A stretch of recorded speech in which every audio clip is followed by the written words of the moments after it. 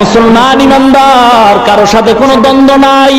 আমরা বেয়াদব নয়, কাউকে আমরা গালি দিব না, বরং হাতে পায়ে ধইরা বুঝাইতে চাই।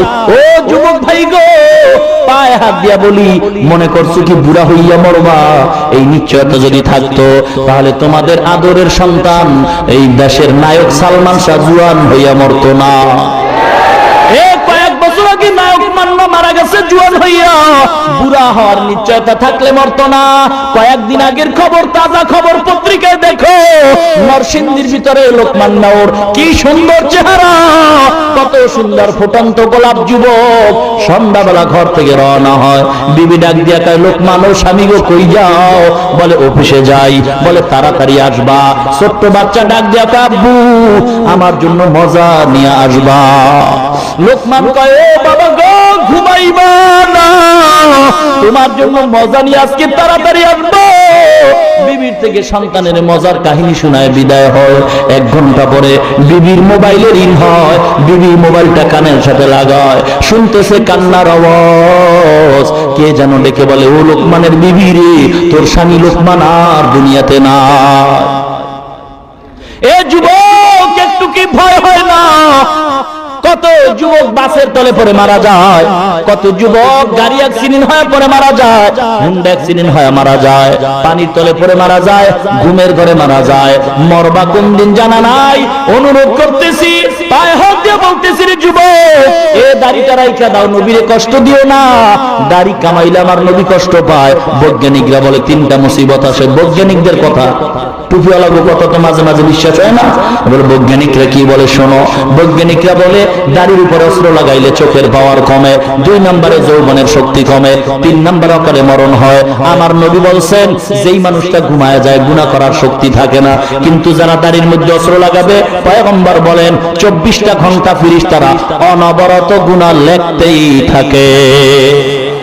এ যুবক, হেদায়েতের মালিক আল্লাহ, পায়ে হাত দিয়ে অনুরোধ করতেছি, এ যুবক ভাই গো, তুমি যেই হও না কেন, যেই দলের লোক হও না কেন, তুমি আমার আপন ভাই মুসলমান। মরতে যদি হয় মুসলমানের সাইনবোর্ডটা লাগায়া দাও, আমার নবীরে কষ্ট দিও না, আমার নবীর সুন্নাত মানো, দেখবা সম্মান বাইরা যাবে। দেখো তোমার মতো সন্তান আব্দুল্লাহ বিন তামেরকে আল্লাহ সুন্দর সম্মান দান করছে। আব্দুল্লাহ বিন তামের এবার সাপ মারছে, আর একদিন রাস্তা দিয়া চলতেছে, মুসলমান আব্দুল্লাহ বিন তামের তাকায় দেখে একদল মানুষ রাস্তার পাশে দাঁড়ায় আছে, যাইতে পারে না। কি ব্যাপার? বলে একটা বাঘ আমাদের কষ্ট দেয়। আব্দুল্লাহ বিন তামের এবার হাতের ভিতরে কঙ্কর নিয়ে বিসমিল্লাহ বলে মারলো, বাঘ সাথে সাথে মারা গেল। আব্দুল্লাহ বিন তামের কাছে হাজার হাজার মানুষ যায়, রোগের জন্য যায়, আব্দুল্লাহ বিন তামের ফু দিয়া দেয়, ভালো হয়ে যায়। এক অন্ধ আব্দুল্লাহ বিন তামের কয়, আমার চোখটা ভালো করে দাও। আব্দুল্লাহ বিন তামের আল্লাহর নামে আঙ্গুলটা চোখের উপরে টানছে, চোখ ভালো হয়ে গেছে। মুসলমান ইমানদারেরা, এটা কি আব্দুল্লাহ বিন তামের ক্ষমতা না আল্লাহর ক্ষমতা? টুপিওয়ালাদের কোনো ক্ষমতা নাই, ক্ষমতা কোরআনের আর আল্লাহর। কার? আল্লাহ। কিন্তু আল্লাহ পাক টুপিওয়ালাদের বন্ধু, নবীর বন্ধু, আলেমদের বন্ধু। এই জন্য সাবধান, আলেমদের মনে যেন কষ্ট না যায়, কারণ তার ভিতরে কোরআন আছে। আলেম যদি কষ্ট পায় আমার নবী কষ্ট পাবেন, কারণ নবী আর দুনিয়ায় আসবেন না, নবীর নবুয়তের দায়িত্ব পালন করবেন হক্কানি উলামায়ে কেরাম। মুসলমান ইমানদার, এই জন্য অনুরোধ করি সাবধান হয়ে যাও। আব্দুল্লাহ বিন তামের চোখ ভালো করে দেওয়ার পর বাদশার আদালতে একজন উজির ছিল, তারও একটা চোখ অন্ধ। আব্দুল্লাহ বিন তামের খবর পায়, গোপনে কয় আমার চোখটা ভালো করবা। আব্দুল্লাহ বিন তামের বলে, উজির ভালো করতে পারি আল্লাহর দয়া, তবে কথাটা যেন কেউ না জানে। আব্দুল্লাহ বিন তামের আল্লাহর নামে চোখ ভালো করেছেন। এরপরে বাদশা তাকায় দেখছে, দেখার পর বলে চোখকে ভালো করছে। উজির বলতে চায় না। এরপর উজিরকে বন্দী করলো, অত্যাচার করছে। কে তোর চোখ ভালো করছে বল। খবর কয় আব্দুল্লাহ বিন তামের। আব্দুল্লাহ বিন তামের এই মন্ত্র কই পাইছো যেই মন্ত্রে চোখ ভালো হয়ে গেছে? এ আব্দুল্লাহ বিন তামের, তোর পাওয়ার কি এত বেশি হয়েছে? বল। বলে আমি কালেমার মুসলমান, আমার আল্লাহ ভালো করছেন, আমার কোনো ক্ষমতা নাই। ইউসুফ জি নওয়াজ বাদশা ডাক দিয়া কয়, এ যুবক আব্দুল্লাহ, তুই আবার কোন আল্লাহর গোলাম? আমিও তো বড় খোদা। আব্দুল্লাহ বিন তামের বলে, সেই আল্লাহ যিনি তোমারে বানাইছেন তিনি হলেন আমার আল্লাহ। আব্দুল্লাহ বিন তামেরের বন্দি করছে, তোরে কে মুসলমানের স্লোগান শিখাইছে? ডাক দিয়া কয়, একজন আল্লাহর গোলাম, নাম বলা যাবে না, ও অত্যাচার করতেছে। আব্দুল্লাহ বিন তামের নাম বলে না। শেষ পর্যন্ত আব্দুল্লাহ বিন তামেরকে মারার জন্য কিছু লোক রেডি করছে। বাদশা বলছে, পাহাড়ের চূড়ায় উঠাইয়া এরপরে এর ছাইরা দিবা, হাতে পায়ে রশি দিয়া বাইদা। আব্দুল্লাহ বিন তামের যেন মারা যায়। রাখে আল্লাহ, মারে কে? মারে আল্লাহ, রাখে কে? আল্লাহ যদি ইজ্জত দেয় কেউ তার বেইজ্জতি করতে পারে না, আর আল্লাহ যদি অসম্মানী করতে চায় ওই লোকটারে পাহারা দিয়াও ইজ্জত দেওয়া যায় না, ঠিক কি না? এ মুসলমান, যদি কপালে জুতার বাড়ি থাকে তাহলে কোনো পাহারাদার হবে না, ভিতর দিয়ে জুতার বাড়ি গালে মোলাকাত করবে। সাবধান হয়ে যাও, আল্লাহ ইজ্জতের মালিক। মুসলমান ইমানদার, আল্লাহরে ভয় করো। আব্দুল্লাহ বিন তামেরকে নিয়া পাহাড়ের চূড়ায় উঠাইয়া যখন ছাইরা দিছে, আব্দুল্লাহ বিন তামের আল্লাহর কাছে বলছে, আল্লাহ তুমি আমার হেফাজত করবা। আল্লাহ পাক জিম্মা নিয়ে নিলেন। আব্দুল্লাহ বিন তামেরের হাতের রশি ছুটে গেল, পায়ের বাত ছুটে গেল। আব্দুল্লাহ বিন তামের সশরীরে বাদশার সামনে হাজির হয়, আর যারা তারে মারতে চেষ্টা করছে সব মইরা গেছে। বাদশা কই, মরলি না? মরাটা কি এতই সহজ? তুমি কি মরার মারণের মালিক নাকি? এবার আর একদল রেডি করছে, এরে পারা যাবে না, যাও নদীর মধ্যে ভাসায় দাও। বিশাল নৌকা ভাড়া করছে। আব্দুল্লাহ বিন তামেরের হাতে পায়ে রশি লাগায় নদীর ভিতরে ফালায় দিবে। নদীর মাঝখানে যাওয়ার পরে কঠিন তুফানের মধ্যে যখন ফালায়, আব্দুল্লাহ বিন তামের আল্লাহর কাছে দোয়া চাইছে, আল্লাহ তুমি আমার হেফাজত করবা যেন আমার ক্ষতি না হয়। আল্লাহ বলেন, এই পানিরে সাবধান, আমার আব্দুল্লাহরে তুই আস্তে আস্তে নদীর কিনারায় পৌঁছায় দে। আব্দুল্লাহ বাইচে আসছে, আর সব নৌকার ভিতরে যারা আব্দুল্লাহর দুশমন সব মারা গেছে। এবার আব্দুল্লাহ আবার আইছে। বাদশা এবার কি করি? কোনো কাজে কাজ হইতো না, কারণ আমার ভিতরে যে মন্ত্র আছে ফু দিলে তুইও জ্বলে যাবি, ঠিক কিনা? মুসলমান ইমানদারেরা, মুসলমানের কোন অস্ত্র লাগে না, কামান বিমান লাগে না। এ মুসলমান তো গরিবের দল, মুসলমানের টাকা নাই, পয়সা নাই, এরপর কেন ভয় পায় বেঈমানেরা? এরপর কেন ইহুদিরা ভয় পায়? ওরা জানে মুসলমানের কাছে এমন একটা অস্ত্র আছে যেই অস্ত্রের সামনে দুনিয়ার বানানো অস্ত্রগুলি ফেল হয়ে যায়। মুসলমানের কাছে এমন অস্ত্র আছে গো, এই আল্লাহর কোরআন পড়ছে, ফজরের নামাজে দাঁড়াইয়া সব ইমামরা মুক্তাদিরা একটা দোয়া আছে, ওই দোয়া যদি পড়ে মাওলার দরবারে কান্দে, যেই বেঈমানদের বেলায় এই দোয়াটা চলবে, ওই বেঈমানরা মুহূর্তের ভিতরে দুনিয়া থেকে বিদায় নিতে বাধ্য হয়ে যাবে। মুসলমান ইমানদার, এই জন্য সাবধান। আল্লাহ পাক রব্বুল আলামিন আব্দুল্লাহ বিন তামেরের বাঁচায় দিল। আব্দুল্লাহ বিন তামের কয়, বাচ্চা পাগলামি করিও না, মারতে পারবা না, যদি তোমার এতই শখ লাগে মারবা, আমি মরতে রাজি, কারণ আমার মরণের কোনো ভয় নাই। মুসলমান মরণটারে নবী বলছেন মুসলমানের জন্য হাদিয়া। মুসলমান দুনিয়াতে থাইকা যত কষ্ট পাবে, মরণের পরে আল্লাহ পাকের বিনিময়ে অনেক অনেক শান্তি দান করবে। আব্দুল্লাহ বিন তামের কয়, আমারে মারতে হইলে আমি বুদ্ধি দেই, এই বুদ্ধিতে মারো। কি বল? কয়েকটা ময়দানে দিন তারিখ কইরা আমার হাজির করো। হাজির কইরা আমি তীর দিব তোমাদের হাতে, এই আমার হাতে তীরটা, এইটা আমার গলায় মারবা এবং আরবিতে একটা শব্দ বলবা, তাহলে আমি মরে যাব। জল্লাদ কই? এই যে জল্লাদ, শোনো আব্দুল্লাহ বিন তামের কি তদবির শিখাইতেছে। আব্দুল্লাহ বিন তামের বলে, তুমি তীরটা মারবা, আর মারার আগে বলবা বিসমিল্লাহি রাব্বিল গুলাম বলে মারবা। মারার সাথে সাথে আমি আব্দুল্লাহ দুনিয়া থেকে বিদায় হয়ে যাব। তারিখ করা হয়, লক্ষ লক্ষ মানুষ ময়দানে হাজির। আব্দুল্লাহ বিন তামের ছেলেটা স্বেচ্ছায় কারাবরণ করতে চায়, এটা তো সাধারণ ব্যাপার না। স্বেচ্ছায় মরতে চায়, এটা সাধারণ ব্যাপার না। কে কোন ট্যাবলেট খাওয়াইলো, যেই ট্যাবলেট খাইয়া মরার জন্য পাগল, বলে এটা মদিনার ট্যাবলেট। কোথার ট্যাবলেট? মদিনার ট্যাবলেট। মুসলমান ইমানদারেরা স্বেচ্ছায় মরতে চায় ইমানদার, কারণ মরণের ভয় নাই। ও মুসলমান, মৃত্যু যেহেতু একবার হবে, শত্রু মারে আর যেই মারে পানিতে মরি আর বাসের তলে পড়ে মরি, মৃত্যু যেহেতু হবেই, আল্লাহকে ভয় করবো আর কাউকে ভয় করে কোনো লাভ নাই। যাদেরকে ভয় করতে চাই এরাও তো জেলখানার মেহমান, ঠিক কিনা? কি স্লোগান! এ মুসলমান, সব ধোঁকাবাজের দল একদল রাস্তায় ঘুরে আর স্লোগান দেয়, নেতা তুমি আছো যেখানে আমরাও আছি সেখানে। নেতায় যখন জেলখানায় বাটপার ঘরে ঘুমায়, ঠিক কিনা? যখন জেলখানে যে বাইর হইছে না, আবার দৌড় দিছে, হারে কি না কষ্টে আছিলেন। মুসলমান ইমানদার শুধু দুনিয়ার লোভ আর কিচ্ছু না।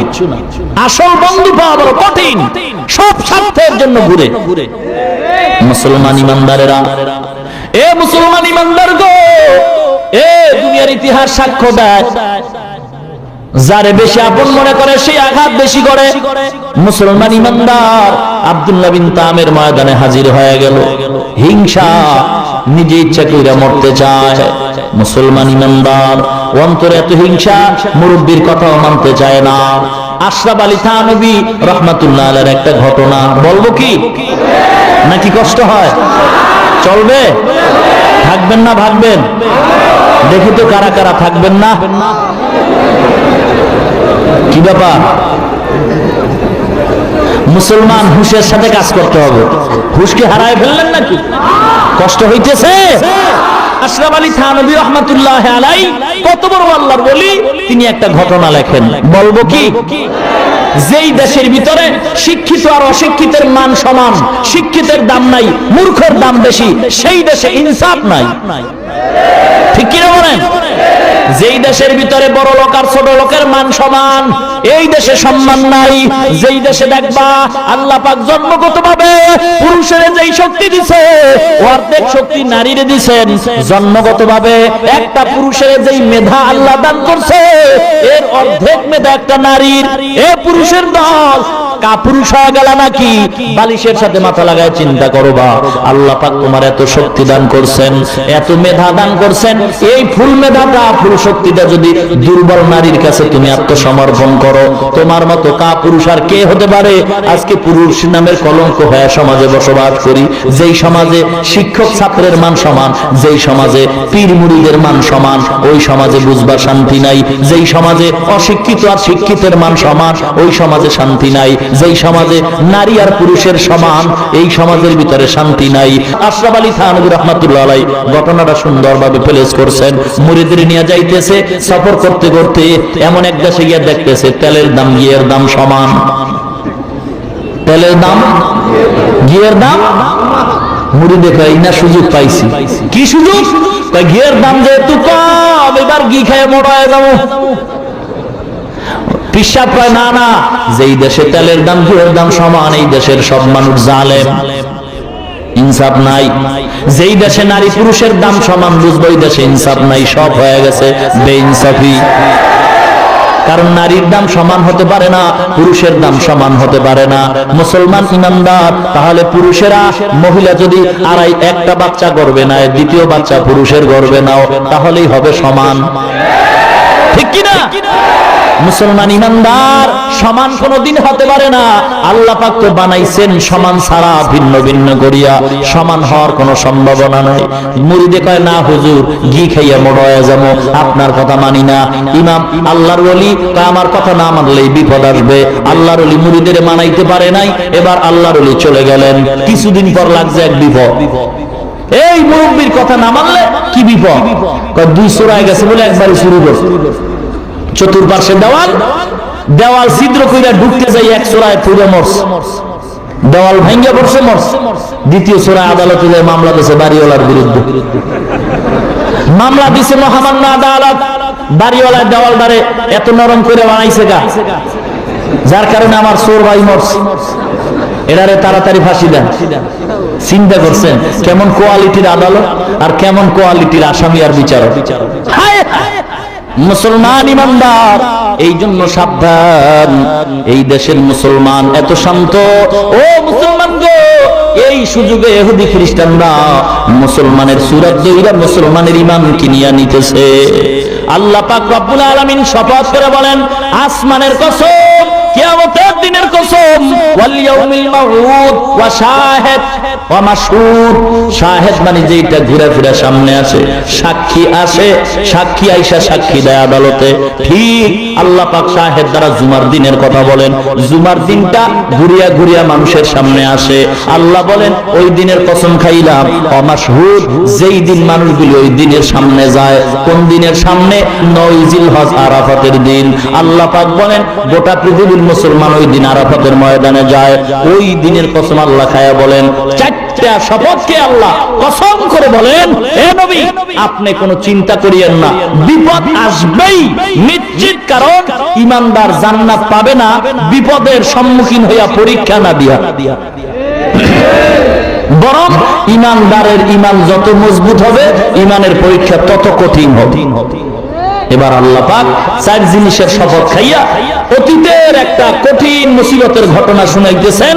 ঈমানের অগ্নি পরীক্ষায় যে পাশ করেছে তার একটা দৃষ্টান্ত আল্লাহ সূরা বুরুজের ভিতরে বলেন, কুতিলা আসহাবুল উখদুদিন নারি যাতিল ওয়াকুদ ইযহুম আলাইহা قعود وهم على ما يفعلون بالمؤمنين شهود।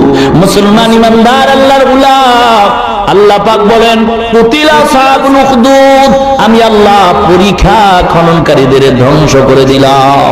আসহাবে উখদুদ সহিহ মুসলিম শরীফের ভিতরে ঘটনা টানা হয় আয়াতের অনুকূলে একটা সুন্দর ঘটনা। আসহাবে উখদুদ বলতে পরীক্ষা খননকারীর দল। মুসলমানদের বিরোধিতায় গিয়া, দেশটার নাম হলো ইয়ামান দেশ, যে ইয়ামান দেশে ইসলামের খেদমত বেশি, যার প্রমাণ ইয়ামান দেশ ছেড়ে ছেড়েই শাহজালাল রহমতুল্লাহ আলাইহি আমাদের জমিনে আসছেন দ্বীনের খেদমত করার জন্য।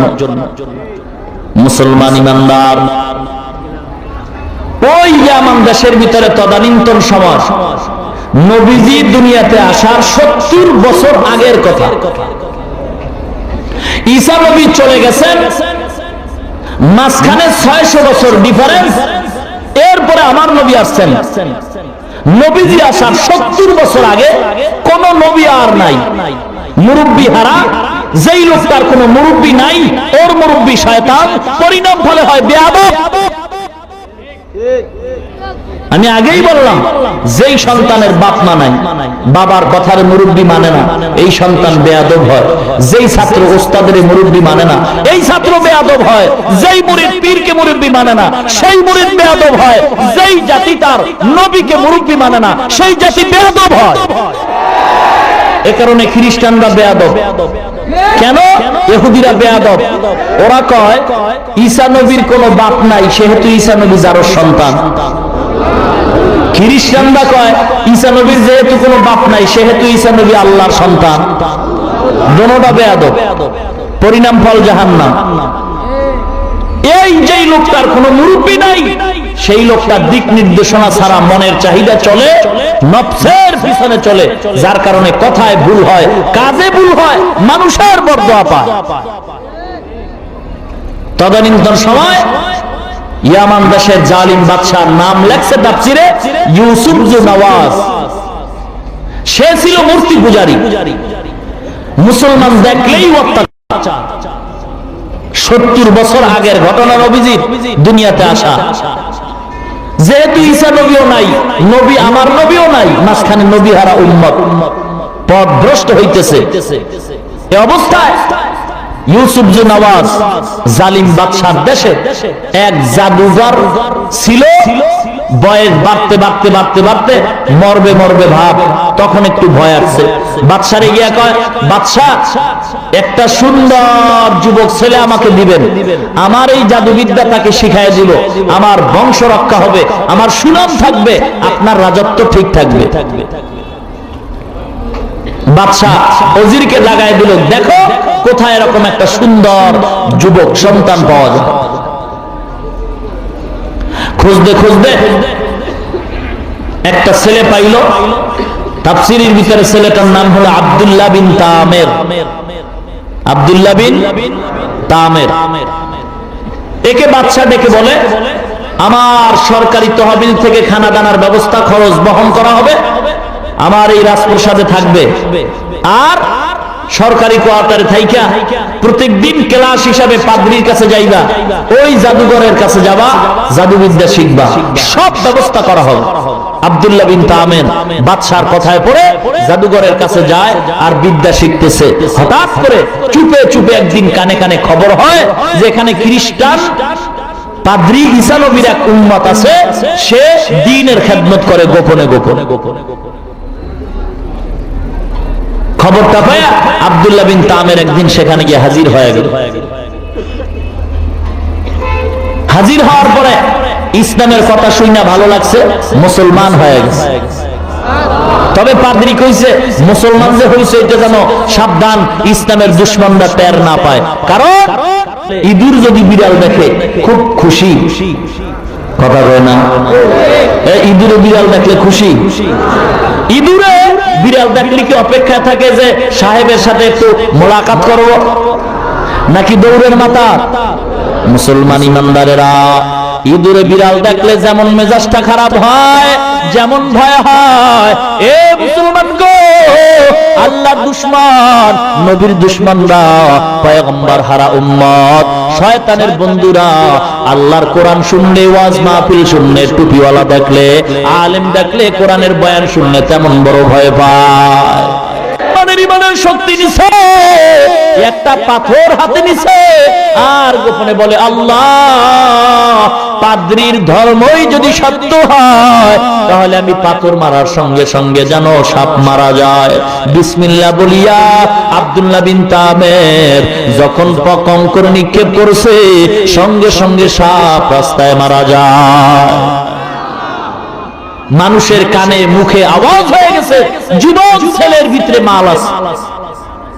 এ মনে করছিলাম এই টুপিওয়ালার ভিতরে কিচ্ছু নাই, কিন্তু না না, এত ডাক্তার দেখাইলাম, রক্ত ভালো হয় না।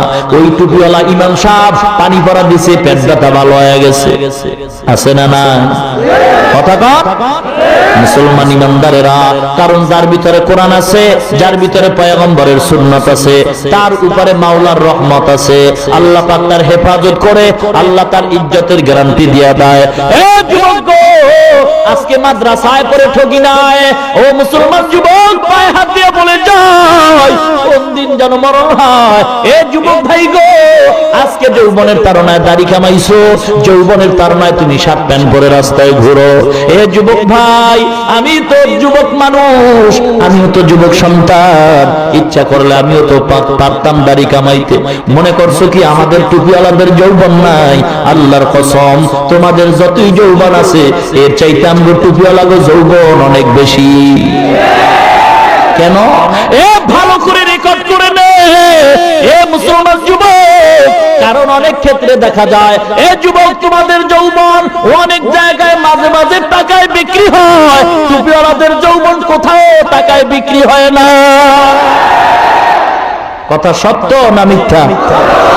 রেকর্ড করেন, উল্টা পাল্টা আবার ফেস লাগায়েন না। মুসলমান ইমানদারেরা কয়, হুজুরেরা বউ এত ভালো পায় কেন? হুজুরেরা খালি বউর পাগল। বুঝা গেল এটা বউর পাগল না। হুজুরেরা বউর পাগল কেন জানো? হুজুর গো যৌবন বেশি। আর তোমরা যে বলছো হুজুরেরা বউর পাগল কেন, প্রমাণ হয়ে গেছে তোমার চরিত্র ভালো না, তুমি আর একজনারে ভালোবাসো। কথা যা কও, বুঝা কও। কইছো তো হুজুর গো মনে কইরা, কিন্তু লাগিয়ে গেছে তোমার ভিতরে। কি কন? সাবধান, টুপিওয়ালারা আল্লাহর গোলাম, নবীর উম্মত। এ ডাক্তারের জিগান, এই ডাক্তার সাহেব কেমন আছেন? কয় হুজুর বেশি ভালো না। কেন? কয় রুগী কম। ডেলি যদি 10টা ডায়রিয়া রুগী পাই তাহলে আমার এক সপ্তাহের বাজার রেডি। ডাক্তার তসবি নিয়ে টেবিলের তলে হাত ঢুকায় তসবিটা নিয়ে আর কয়, আল্লাহ, এলাকার ভিতরে ডায়রিয়া দাও, আমার বিমান বাড়বে। এক কবরস্থানের দারোয়ানকে জিজ্ঞেস করো, এ দারোয়ান কেমন আছো? কয় ভালো নাই। কেন? কয় আগে মানুষ বেশি মরতো, এখন কম মরে। কারণ আমি যত লাশ পাবো ততই ডিমান্ড বাড়বে, টাকা হবে। দারোয়ান দোয়া করে, আল্লাহ, মানুষ যেন বেশি বেশি মরে। কিন্তু যে ইমামরে গালি দাও, টাকার গরমে ইমামের বিরুদ্ধে কথা কও। এ মুসলমান, কত জায়গায় দেখতেছি কমিটিরা গরুর গোশত দিয়া খায়, ইমাম সাহেব ভাত খাইলো কিনা কমিটি খোঁজ খবর নেয় না। মুসলমান ইমানদার একটা রিস্কাওয়ালাও প্রত্যেকটা মাসে 5,000 টাকা নিম্নে ইনকাম করতেছে, অথচ ইমামের বেতন যদি 2,000 হয়, এরপর দেখা যায় 9-6 মাস বাকি। ও মুসলমান যুগ, দেখো, বিবেকের প্রশ্ন করো, এই ইমাম সাহেব কেমনে চলতেছে? এরপর আল্লাহ চালায়। ইমাম সাহেবের টুপি দিয়ে তাকায় দেখো, টুপিটার দাম 150 টাকা। ইমামের জামা দিয়ে তাকায় দেখো, জামার কাপড়ের দাম গজ হলো 4.5। ইমামের জুতা দিয়ে তাকায় দেখো 1,500 টাকার চামড়া। ইমাম সাহেব 6 মাস বাকি 2,000 টাকা বেতন পাও, এত সুন্দর কেমনে চলো? সহ্য হয় না। ইমাম সাহেব কয়, আমার মাওলায় চালায়। কে চালায়? এ সার্টিফিকেটের জন্য মাদ্রাসায় পড়ি নাই, এমন কওমিয়া মাদ্রাসায় পড়েছি। অনেকেই মনে করে কওমিয়া মাদ্রাসা কি জিনিস, এটা আবার কোন জগতের হালুয়া? না না, কোন হালুয়া নয়। কওমিয়া মাদ্রাসা এমন একটাই মাদ্রাসা জানো, যেই মাদ্রাসার মূল মাদ্রাসা দেওবন্দ মাদ্রাসা, যেই মাদ্রাসার শিক্ষা, যেই মাদ্রাসার এরিয়াটা আমার নবী স্বপ্ন যোগে দেখায় দিছে। মুসলমান গো, এই কওমিয়া মাদ্রাসা, হাটহাজারী মাদ্রাসা, লালবাগ মাদ্রাসা, রহমানিয়া মাদ্রাসা, এ মুসলমান গো, এই মাদ্রাসায় সত্যি কথা অনেক সময় অনেক মানুষ জানতো, এই মাদ্রাসার আলেমরা বোবা, কিছুই জানে না। না না, ভালো করে রেকর্ড করে নাও। অনেক ক্ষেত্রেই নজর করলে দেখা যায় এলেমের সাথে আমলের শিক্ষা অনেক ক্ষেত্রেই শুধু কওমিয়াতেই এখন পাওয়া যায়। মুসলমান ইমানদারেরা, এই মাদ্রাসায় পড়া কি নাই, অহংকার করি না, বুঝাবার জন্য বলি। মুসলমান উম্মত গো, যারা মরবা তোমাদের হাতে পায়ে ধরে বলি, এ যুবক, এই টুপি আর দাড়ির কারণে আল্লাহ সম্মান কমান নাই। আল্লাহ এত সম্মান দান করছে, দুনিয়ার এমপি মন্ত্রীরাও মনে হয় এত সম্মান পায় না। যুবক, পায়ে হাত দিয়ে বলে যাই, আজকে তোমার মতো কত যুবক দুনিয়া থেকে চলে গেছে। আজ তুমি যুবক হইয়া যৌবনের তারুণায় দাড়ি কামাইছো। আমিও তো পারতাম যদি একতারায় ডান হাতে নিয়ে আর এক হাতে এক হারমোনিয়াম নিয়ে রাস্তায় ওই যে গুলিস্তানের বইয়া যদি গানে টান মারতাম, কোন মাইয়া আমার পিছে দৌড় না দিত? মুসলমান ইমানদার, কেন এবার টুপি মাথায় দিলাম? টুপি মাথায় দিলে নাকি মাথাটা গরম হয়? বোকা, না না, টুপি মাথায় না দিলেই মাথা গরম হয়। টুপি মাথায় দিলাম, লম্বা জামা পরলাম, কেন যুবক? আল্লাহর কোরআন পড়ে দেখলাম কোরআনের ভিতরে কোনো ভুল নাই, বরং আমি কেন দেখবো? এই কোরআনটারে রিসার্চ করছে ভারতের 22টা ভাষার পণ্ডিত শিব শক্তি মহারাজ। আল্লাহর কোরআন রিসার্চ কইরা মুসলমান হয়ে গেল। আমেরিকার বৈজ্ঞানিকের দিকে তাকাও, নীল আর্মস্ট্রং, মাইকেল কলিন্স, আল্লাহর কোরআন বুঝছে, মুসলমান হয়ে গেছে। আল্লাহর কালামের সত্যতার প্রমাণ পাইয়া, নবীজির জীবনী পড়া শেখ আহমদ দিদার কালেমা পড়ে মুসলমান হয়ে গেছে। মোহাম্মদ আলী কেলে কালেমা পড়ে মুসলমান হয়ে গেছে। হাজার হাজার ইহুদি খ্রিস্টান মুসলমান হয়। মুসলমান ইমানদার বর্তমান বৈজ্ঞানিকরা সবকিছু রিসার্চ করতেছে। আমার নবী কেন ডিলা কুলুকের কথা বললেন? আমার নবী কেন মেসওয়াকের কথা বললেন? আমার নবী কেন সাদা পোশাককে বেশি পছন্দ করতেন? বৈজ্ঞানিকরা রিসার্চ করে দেখে নবীজির প্রত্যেকটা আদেশ হলো মানুষের কল্যাণের জন্য। বৈজ্ঞানিকরা সব রিসার্চ করে বাইর করতেছে, মেসওয়াকের কথা বলছে মানুষের কল্যাণের জন্য, ঢিলাকুলুক যাদের ব্যবহারের কথা বলছে মানুষের কল্যাণের জন্য। কারণ যারা ঢিলাকুলুক ব্যবহার করে না, এদের হাতের ভিতরে, এই তালুর ভিতরে কোটি কোটি ছিদ্র।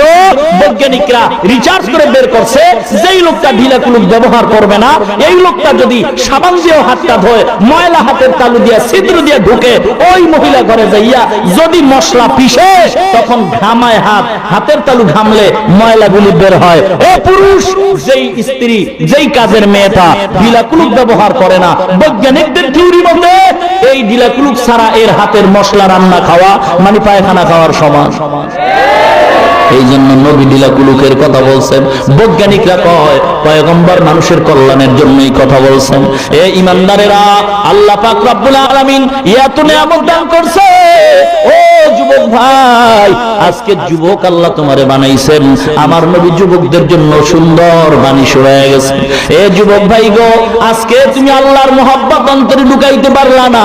যদি বলি দাড়ি রাখছো না কেন, কয় চাকরি পাওয়া যাবে না। এ যুবক, আমি আপনাদের বিবেকের কাছে প্রশ্ন রাইখা যাই, মোবাইলে বয়ানটা রেকর্ড কইরা বালিশের সাথে লাগায় শুই নেন। আজকে তাকায় দেখেন, সরকারি দলের ভিতরে আপনার মতো বহু যুবক আছে দাড়ি রেখে নামাজ পড়ে, এবং দেখা যায় তার যাদের টাকায় মাদ্রাসা চলে, ঠিক কিনা?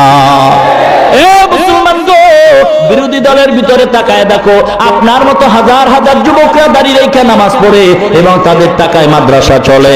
তাকায় দেখো সরকারি দল, কর্মচারী, এবং তাকায় দেখো প্রশাসনের লোক, র‍্যাব বাহিনী বলো, আর্মি বিডিআর বলো, এদের ভিতরে দাড়িওয়ালা নামাজি যুবক আছে না নাই?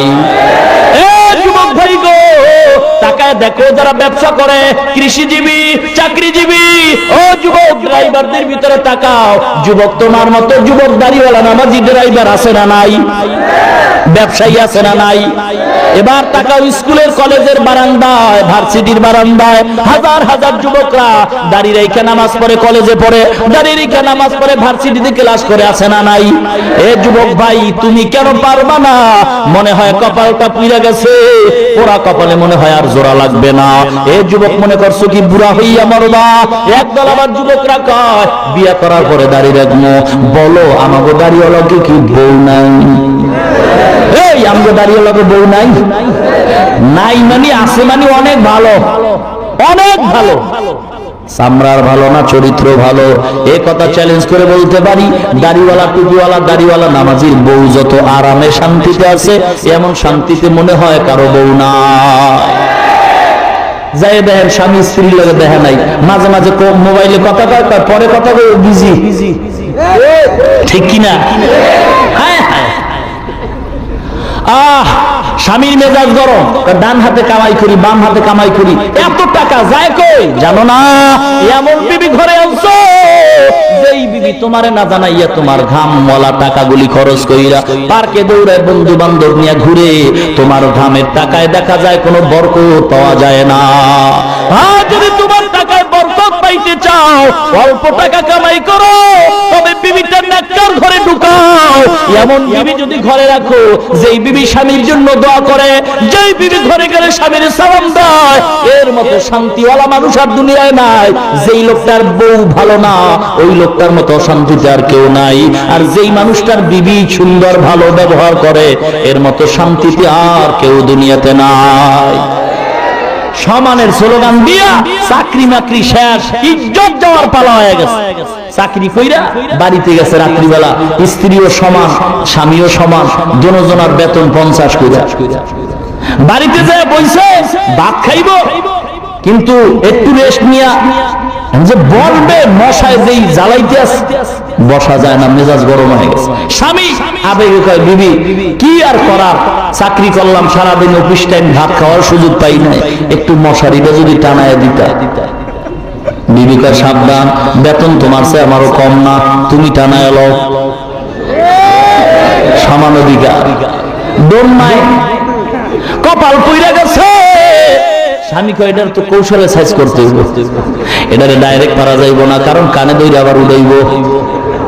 মুসলমান ইমানদার, এবার স্বামী ডাক দিয়ে কয় ও বিবি গো, একটু পরামর্শ যদি মানতে চাও। বলে কি বলো? আমরা দুজনে কথা বন্ধ করব, লটারি ধরবো, লটারিতে যে পাস করে সেই মশারি টানাবে, মশারি টানাবে না, যে ফেল করবে সেই টানাবে। ঠিক আছে লটারি দাও। স্বামী কয় বিবি রে কথা বন্ধ করে দাও, চুপ চুপ, এরপরে আগে যে কথা বলবো এই মশারি টানাইবে। বাস দুজন রেডি হয়ে গেছে, চুপ হয়ে গেছে, কথা কয় না, মশারি টানাবার ডরে। চোরারা কয় দুইজনে হোমানে টাকা কামাই করে চুরি করার সুযোগ পাই না। এই চোরারা কই আছে ভোগ, এরা ওয়াদা করছে কথা কইব না, এই ভাইয়ে জানিতে পারে। ঘরের ভিতরে ঢুকছে, চাবি লয়, বিবি দেখতেছে, কথা কয় না, মশারি টানাবার ডরে। আলমারি খুলতেছে, স্বামী কথা কয় না, মশারি টানাবার ডরে। সব গাট্টি গুট্টি রেডি করছে, গাট্টি বানতেছে, মাথায় নিয়ে যাইতেছে। এবার শেষ সময় তাকায় দেখে একটা চোরা, শেষরা চোরা, দাঁতের পাতিল ধরে মাথায় লইছে। বিবি সারাদিন না খায় রইলাম, এইবার পাতিলদার লয়ে যাও, এমন মশারি টানাবার দরে কথা কম না, আর না খায় রাইতে ব্যাট খায় থাকি।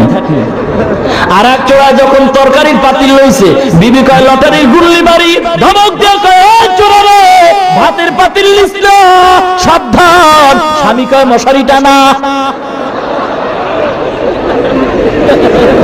ও মুসলমান ইমানদার গো, মশারি টানাবার ধরে আজকে চুপ হয়ে থাকতেছ, এ টুপি মাথায় দিলাম, আলেম হইলাম, জেলখানায় যাওয়ার ধরে হক কথা বলবো না, মার খাওয়ার ধরে কোরআনের কথা বলবো না, আর এই ফাঁকে ইহুদি খ্রিস্টানেরা ওর দালালেরা আমার কোরআনের বিরুদ্ধে কথা বলবে, চুপ করে থাকবো মার খাওয়ার ধরে, নবীর সন্তান বলে গালি দিবে, চুপ করে থাকবো মার খাওয়ার ধরে, তা কখনো মুসলমানের কাম্য হতে পারে না।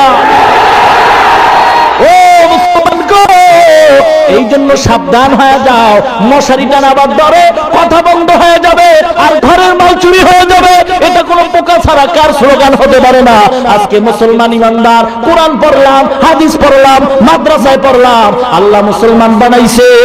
আজকে আমাদের নাকের ডাগায় ইহুদির বাচ্চারা মাস্তানি করবে, আমাদের মাথার উপরে পাও রাইখা ইহুদির বাচ্চারা মাস্তানি করবে। এটা কখনো এক বিন্দু রক্ত থাকতে সুযোগ দেওয়া হবে না।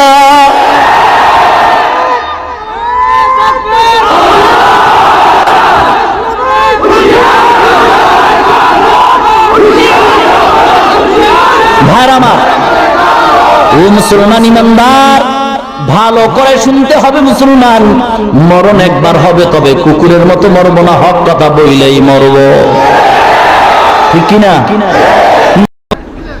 আদালত বলে ঠিক আছে, বাড়িওয়ালারে ডাকো। বাড়িওয়ালা আসামির কাঠ করে, এই দেওয়াল নরম করে উঠেছিস কা, এবার তোর ফাঁসি। বাড়িওয়ালা কয় স্যার মাপ চাই, আমার কোনো দোষ নাই। কার দোষ? রাজমিস্ত্রি, ও নরম করে উঠেছে। আদালত কয় তোরে বেকসুর খালাস। এবার রাজমিস্ত্রি নিয়ে আয়। রাজমিস্ত্রি আইসা দাঁড়ায় গেছে।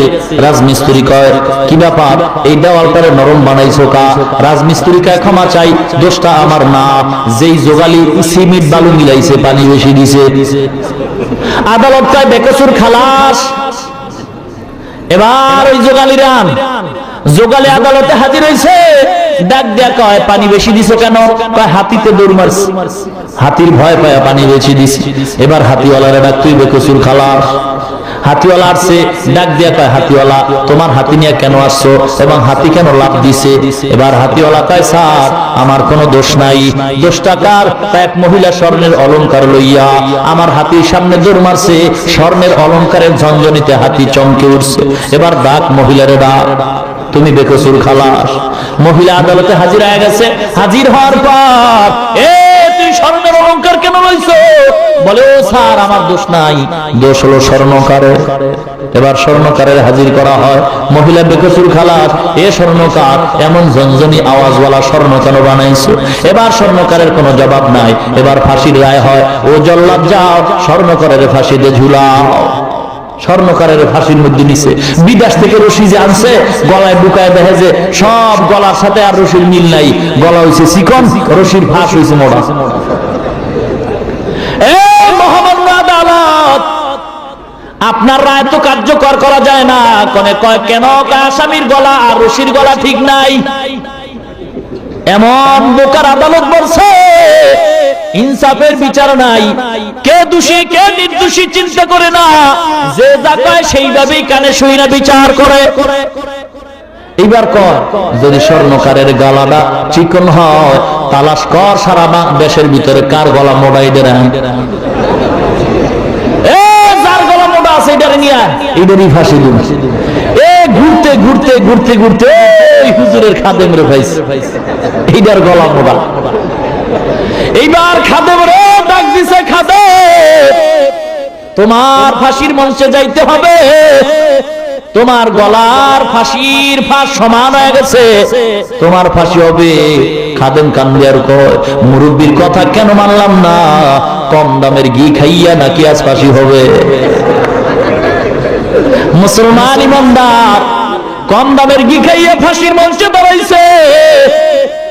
এবার ফাঁসিতে ঝুলানোর আগে কয় না তোর মনে কোনো আশা আছে নাকি? এবার মুরিদের জিয়া কোন আশা আছে? কি আমার হুজুরের লগে একটু দেখা করে খোঁজ কইরা আশরাফ আলী থানভীর আনার পরে কয়, এ মুরিদ রে কি ব্যাপার? কয় হুজুর আপনি বাঁচানোর কোন উপায় নাই, আমার কথা কেন মানো নাই?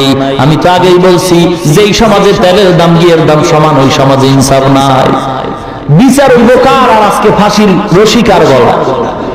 এইবার পিসাব মুরিদের বুদ্ধি দেন, শোন জল্লাদ দূরে আছে, আমি বুদ্ধি দেই, যখন তোরে ফাঁসি দিতে আসবে আমি তখন চিৎকার মারবো, ওর গলা রশিটা আমার গলায় দাও, তুইও চিৎকার মারবি, ফাঁসিটা আমারে দাও। এরপরে যা হয় ঘটনা আমি বলবো, তুই খালি বলবি আমি মরবো, আমি বলবো আমি মরবো। টাইম হয়ে গেছে, সেকেন্ডের কাটায় ঘড়ির টাইম বেশি নাই। ফাঁসির মঞ্চে উঠো। এবার পীর ডাক দিয়া কয়, না না এ জল্লাদ ভাই একটু অনুরোধ করি ফাঁসিটা আমারে দিয়া দাও। বিশাল তর্ক লাগে গেছে, মুরিদকে আমারে দাও, পীরকে আমারে দাও। আদালতে খবর চলে গেল, বাদশার কানে চলে যায়, এ বাদশা জীবনে এমন কাহিনী দেখি নাই, টুপিওয়ালারা যেই শুরু করছে মরার জন্য পাগল। কি ব্যাপার? মুরিদেও কয় মরবে, মুরিদের বাদ দিয়ে পীর কয় হ্যাঁ মরবো। বাদশা কথা হলে একটু যায় দেখি কি ব্যাপার। এবার সামনে আসছে বাদশা, ডাক দিয়া কয়, ও টুপিওয়ালা আপনি মরতে চান কেন? আপনার মুরিদরা মরতে চায় কেন? আল্লাহর ওলি ডাক দিয়া কয়, বাদশা এই কথাটা এখন বললে তো আপনিই পাগল হয়ে যাইবেন, বলা যাবে না। বলেন। এই মুহূর্তে আমি জানছি এই মুহূর্তে যে ফাঁস দিয়ে মরবে সেই জান্নাত বিনা হিসাবে।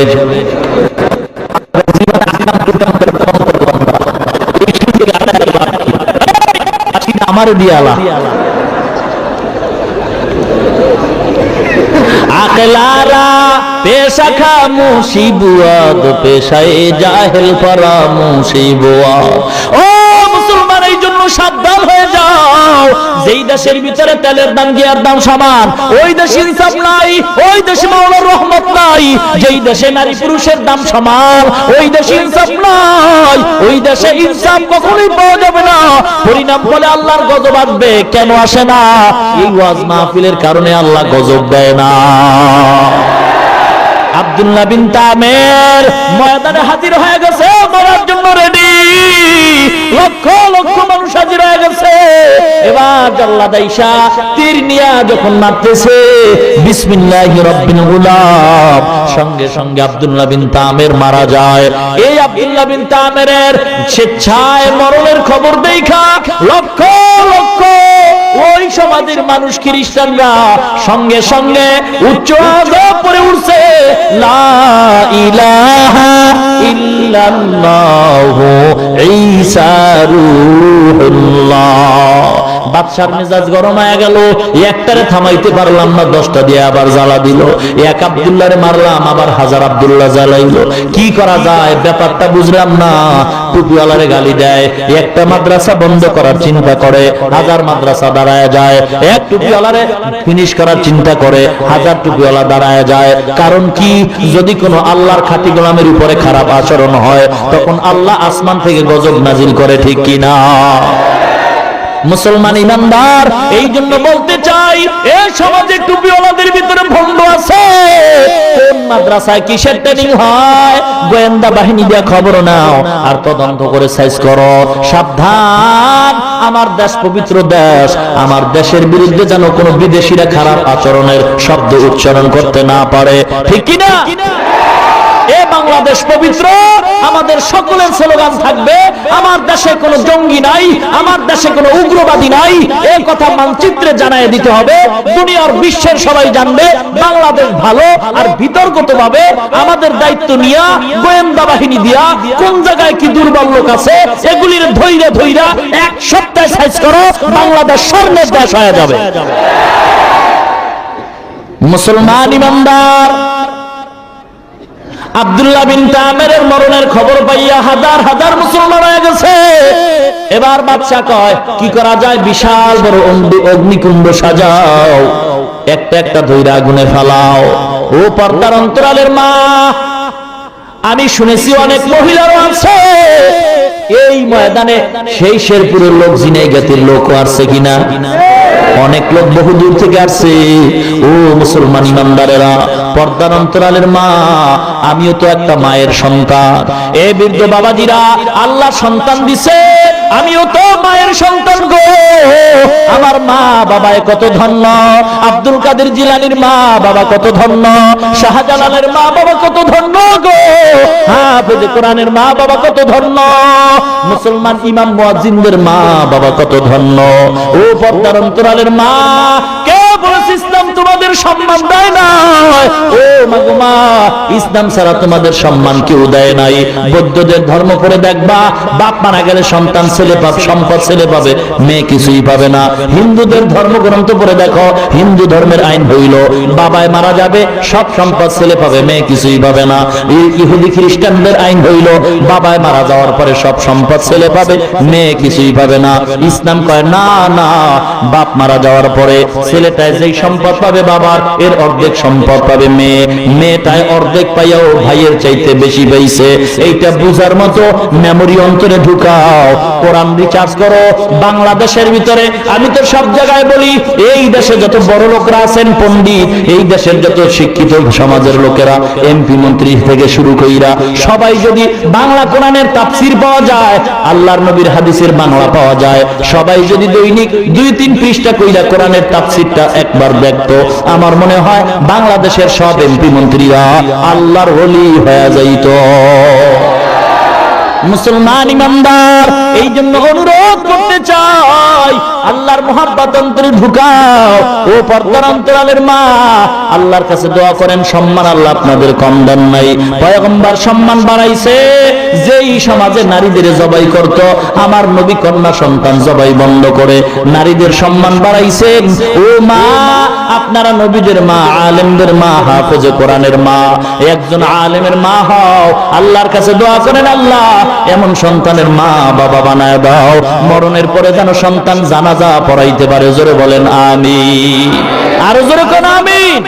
মুসলমান ইমানদারেরা, মুসলমান এবার এক এক করে মুসলমানের আগুনের ভিতরে ফালায়। এই ফালানের ভিতরে একটা সুন্দর নেককার মহিলা সামনে আসছে, কোলের ভিতরে একটা দুধের বাচ্চা হাজির। কোরআন শরীফে আল্লাহ পাক ওই মহিলাটার ঘটনাও এই আয়াতের তাফসীরে উল্লেখ করা হয়। মুসলমান ইমানদারেরা, এই মহিলার দুধের কোলে বাচ্চা, বাচ্চা কয় আগুনে যাবি নাকি আমার পায়ে সিজদা দিবি? মহিলা বলে, বাচ্চা আমি হতে পারি মহিলা, তবে আল্লাহর গোলাম। বাচ্চা নয়, শুধু আমাকেও যদি আগুনে ফলায়া দাও, আমি তোমার কদমে কখনো সিজদা করব না। ও পর্দার অন্তরালের মা গো, তাকায় দেখো মা, এই মহিলার ঈমান কত মজবুত। ও মা, আপনাদের এত সম্মান, যদি আলেমের মা হও, হাফেজে কোরআনের মা হও, পর্দায় থাকো, স্বামীর খেদমত করবা, মুসলমান আল্লাহ সম্মান বাড়ায় দিবে। মহিলাদেরকে বাইরে যাইতে আল্লাহ নিষেধ করেন নাই, জরুরতে বাইরে যাবে এটার নিষেধ নয়, কিন্তু মহিলাকে 4 বেড়ায় বন্দিশালায় আল্লাহ আটকান নাই। মুসলমান মা বোনের জন্য ঘর বন্দিশালা নয়, এটা কর্মস্থল। সংসদ ভবন এমপি মন্ত্রীদের জন্য বন্দিশালা নয়, কর্মস্থল। শিক্ষক ছাত্রদের জন্য স্কুল বন্দিশালা নয়, কর্মস্থল। স্কুল একটা ঘরের নাম, সংসদ ভবন একটা ঘর, মহিলারা যেখানে থাকে সেটাও একটা ঘর, অফিসে যারা কাজ করে সেটাও একটা ঘর, এটা বন্দিশালা নয়। সংসদ ভবনে মানুষ কাজ করে, এমপি মন্ত্রীরা দরকারে বাইরে নামতে পারবে, অফিসে কাজ করবে, দরকারে ঘর থেকে বের হবে, স্কুলের শিক্ষক পড়াবে, দরকারে বের হবে, মহিলা ঘরে কাজ করবে, দরকারে বাইর হইতেও পারবে, এটা বন্দিশালা নয়। মুসলমান ইমানদার, এই জন্য ইসলামের অভাব, অনেক জ্ঞানের অভাব, এই জন্য ইসলামী জ্ঞান রিচার্জ করতে থাকো। আজকে তো মাদ্রাসা লেভেল ইংরেজি, অঙ্ক, ইতিহাস, ভূগোল পড়ানো হয়, এই জন্য অনুরোধ করবো রে মুসলমান, একটা সন্তান মাদ্রাসায় পড়াও, কোরআন পড়াও, বাধা নাই।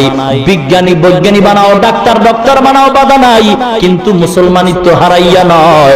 মুসলমানের সন্তান স্কুলে পড়বে, কলেজে পড়বে, ডাক্তার হবে, তবে কোরআনের মূল সম্পদটা হাতের মধ্যে রাইখা। ঠিক কিনা ভাইরা আমার? আল্লাহ রাব্বুল আলামিন আমাদের ঈমান কার মজবুত করে দেন, বলেন আমিন। মা বন্ধুরে পর্দাওয়ালা বানায় দেন, বলেন আমিন। এই দুনিয়ায় কয়দিন থাকবো, কই অহংকারীরা তো সবাই চলে গেল, সব আমাদের সামনে আপন আপন যাদের বললাম সবই তো দুনিয়া থেকে চলে গেল, ঠিক কিনা? আমিও তো চলে যাব। এজন্য আল্লাহর দরবারে অন্তর দিয়া তওবা করি, আল্লাহ জীবনে আর কোনোদিন অন্যায় কাজ করব না। ও যুবক ভাই, আর নবীরে কোনোদিন কষ্ট দিব না। নেককার বাবার নেককার সন্তান হতে হবে এবং নেককার বিবি ঘরে আনতে হবে। বাবার ওয়াদা করতে হবে, মেয়ের বাবা যারা আছেন ওয়াদা করেন, ছেলের বাবা যারা আছেন ওয়াদা করেন, আল্লাহর মহব্বতে নেককার বিবি ছেলের জন্য ঘরে আনবেন, মেয়ের জন্য নেককার জামাই আনবেন। রাজি? যৌতুক কথা কন, এই যৌতুকের মামলা আগে ডিসমিস করো, তাহলেই মহিলার সম্মান বজায় থাকবে, ঠিক কি না? আজকে হাজার হাজার নারীর জীবন চলে যায় যৌতুকের অপবাদের কারণে। মুসলমান ইমানদার যুবক ভাই, আল্লাহর হস্তে ক্ষমা চাই, পায়ে ধরে হাত দিয়া বলে যাই, কোন যুবকটা আল্লাহর মহব্বতে ওয়াদা করতে পারবা? সব যুবক জান্নাতে যাবে না, সবার হেদায়েত হবে না। এই শেষ সময় দেখতে চাই কোন যুবক ভাই আল্লাহর মহব্বতে ওয়াদা করবা, আল্লাহ নেককার বিবি দান